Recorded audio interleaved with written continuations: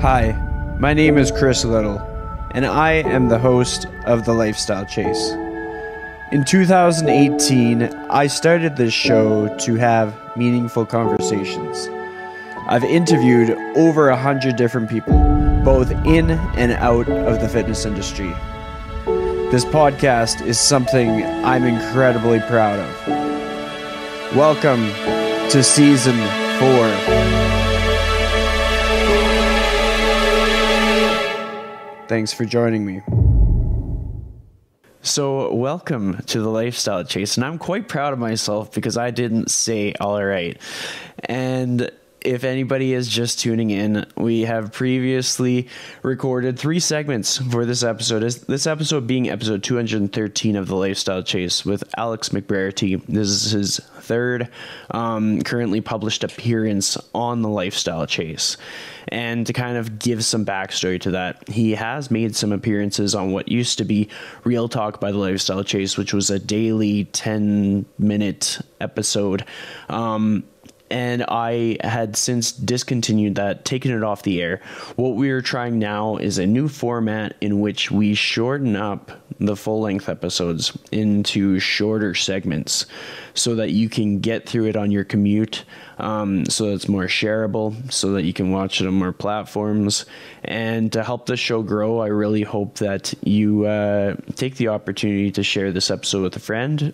Check out the other ones, subscribe to the show. It's published on all audio platforms and YouTube. But we are going to dive into a specific topic, and that topic is the ability for it to be okay to want more, and just the foresight to be able to do things differently. And like, this is again something that, Alex, you can speak to, and I always like to see your perspective, and I always like to hear your wisdom. And so that's what this opportunity is for. So if you could expand on it, I am here to listen. Absolutely. The idea of being okay with wanting more from ourselves, wanting more from our life. You know, it reminds me, there's a really good book by Robert Cialdini called Influence. I'm sure you're familiar with it, and I wish I would have put it on our book list that we did not too long ago, because that would definitely be in the top. But one of the concepts that he talked about in that book was this idea that, and you've probably seen it in other books too, I think this concept is also in Atomic Habits by James Clear. But the idea that every action that we take and every behavior that we engage in further reinforces some identity that we have about ourselves, right? So, for example, for me, as I mentioned in the previous episode, fitness is a pretty big identity for me, pretty big part of who I am. And having routinely exercised almost daily for the better part of the last 15 years, each one of those has lent further support and reinforcement to that identity of fitness being a big part of my life. Also, my job being in fitness, every day working in fitness is further reinforcements of fitness being a bigger part of my life. The challenge then, of course, is when we've spent years going down a rabbit hole in a direction we didn't want to go, whether we wanted to or not, it reinforced an identity we had about ourselves. That helped shape our mindset, whether we feel more fixed mindset or growth mindset. If we were seeing ourselves get better and learn new things, we further reinforce that growth mindset. Vice versa, if we remain in our comfort zone, we only stick to the things we're good at and we avoid new experiences, we further reinforce the fixed mindset or the reality of those mindsets. And so when we want to make a change, it can be really, really hard, because now we've built this identity. Again, whether we wanted to or not, whether we like it or not, we've built this identity. And the idea of changing then requires violating that identity. Suddenly we're making healthy food choices. It's different than what we would have done. Now we're violating that identity. It feels inauthentic, feels wrong almost, because we don't feel like ourselves. We're kind of stepping outside of who we are to do something different. And because of that, this is partially why change can be so difficult, because no matter how much we want the outcomes, that inauthenticity we might feel in violating that identity and stepping outside that bounds, but also the constant draw to pull us back into that old identity. Because the thing to consider is the more we reinforce and build an identity, the more we build our environment to support that, right? It's kind of a double-edged sword. It goes both ways, a chicken and the egg problem. Actions we take, eating takeout, keeping junk food in the house, sitting on the couch and watching Netflix marathons all the time, that reinforces our identity of being inactive. But then the actions of being inactive means we keep junk food stocked in the house. We keep Netflix shows queued up in our profile. We keep getting carry out.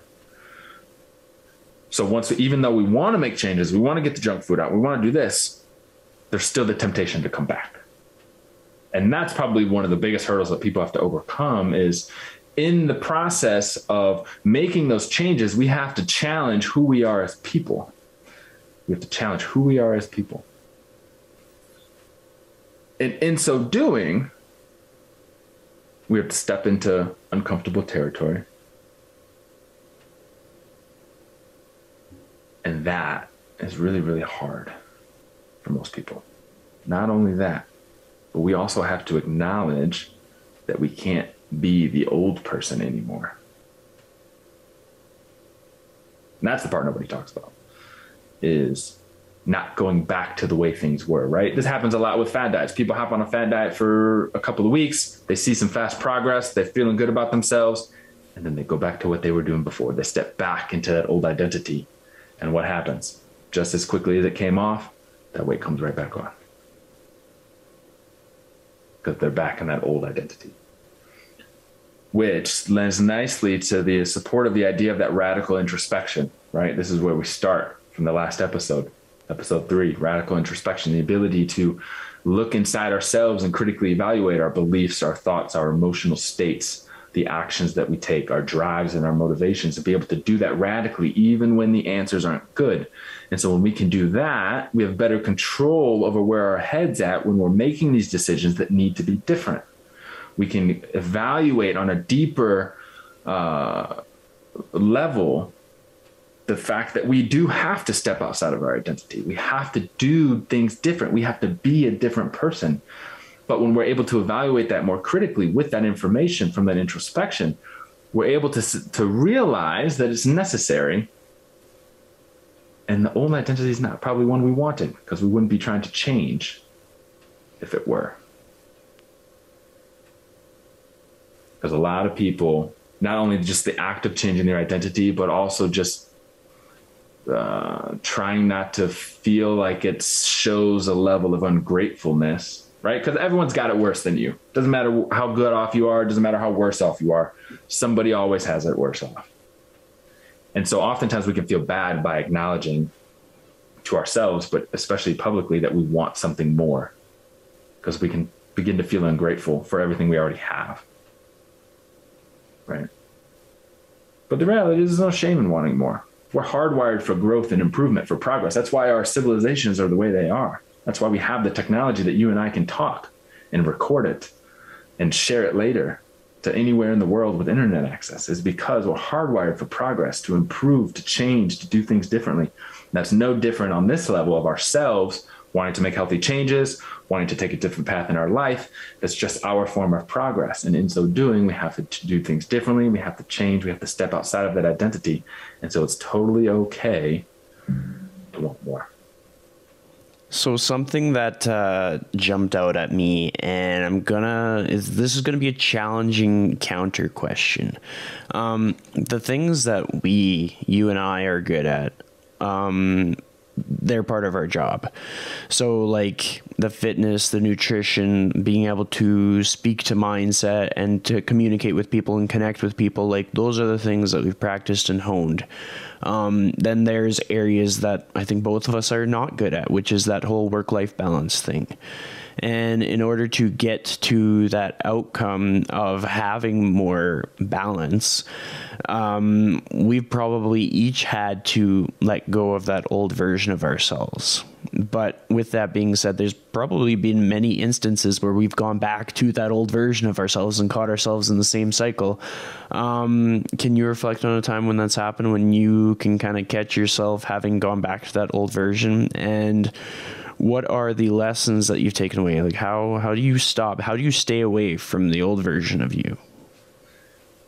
That's a good question. I guess the easiest thing I can recollect, especially thinking back to that work-life balance, is this morning. Before we got on air, I mentioned to you how I've been up since 3:30 Eastern time. It's now 9:30 Eastern time as of the recording of this podcast. And so what happens is, I wake up. Most people would kind of lay there and try to go back to bed. And for me, by the time I woke up, I was like, I got stuff to do. I'm just going to get up and I'm going to go work. Right. So, would I have been more restful to try to stay there and go back to sleep? And could I, over the course of the next 4 hours, maybe gone back to sleep? Probably. Would I be feeling a little more energetic and a little more lively today? Probably. But instead, the desire to want to get things done and to want to come work on tasks that I need to get done within the business, things I need to do, kind of drove me to get out of bed that early. Right. So there's kind of always, there's always that drawback, especially for an identity that's so strong. I've been building this business for 8 years. That's a lot of ingrained habits to just work and think about work and think about work. So it really comes down to understanding that about myself first and foremost, and how it plays out in my life, but also in ways that I can try to avoid it bleeding too much into life, which brings me to a good rule that I have just for myself across all areas, whether it's work, whether it's just eating behaviors, whatever the case may be. Because there are times when we're going to get pulled back. Someone who wants to make healthy changes and they want to have a healthier diet and they want to exercise more, there are going to be times where they just want to skip a workout. It's a holiday. They're feeling tired. They shouldn't feel incessantly like they need to do that. Or they want to eat a food that has no nutritional value and it's just pleasurable. It's just fun, right? Maybe they're out with their friends and they're having a good night and they just want to enjoy it. So there are moments like that we're inevitably going to have that are inherently going back to the old version of us in some degree, albeit maybe with a different mindset, but the behavior is still the same. And so the rule I have for myself is never do things 2 days in a row that I wouldn't want to become a new habit.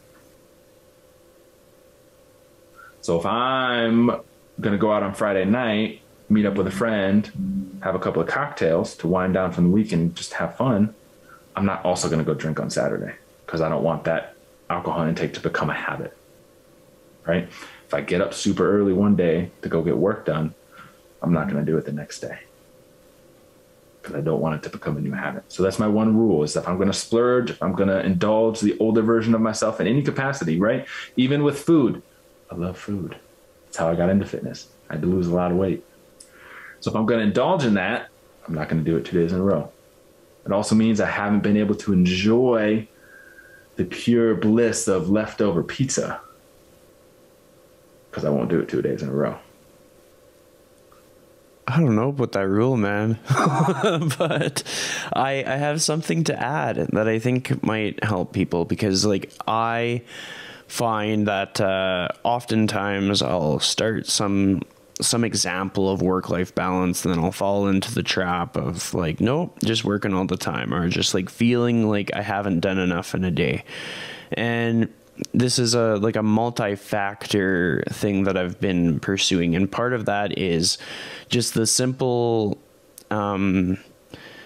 vision of living my best life kind of thing. So I have found that when I just tell more people in my life that I'm in the pursuit of living my best life, then I open up to taking their feedback as to how I would go about doing that. I've had friends give me recommendations of restaurants to go to. I've had friends recommend different places to take in the Edmonton area. And I've just put myself in a position where I just go do it. And I don't have the excuse of I don't know what to do. And I step away from the expectation that I have to do that with somebody else. I just do it by myself. And I don't necessarily sometimes you don't have to look too far to do stuff with people. I'll be taking my dad to an Edmonton Oilers game on Thursday. That wasn't too hard. I just had to give him a phone call and he was gung-ho. And the other factor here is you talk about your waking up at 3 a.m. and starting work. We have a similar personality, and I think we've learned that quite well in the sense that basically foot on the gas pedal all day long, and you don't necessarily know how to take your foot off the gas pedal.